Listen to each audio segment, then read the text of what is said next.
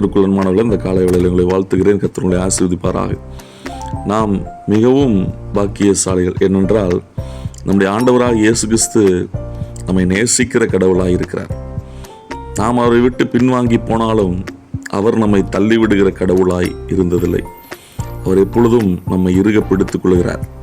மனம் திருந்திய மைந்தனை மீண்டும் கட்டி அணைத்து ஏற்றுக்கொண்ட அதே இயேசு கிறிஸ்து நேற்றும் இன்றும் என்றும் மாறாதவராய் இருக்கிறார். பிரியமானவர்களே, நாம் ஒருவேளை அவரை விட்டு பின்வாங்கி போயிருந்தோம் என்றால் மீண்டுமாக அவர் சமூகத்தில் வந்து அமர்ந்து அவரை பிடித்துக் கொள்வோம்.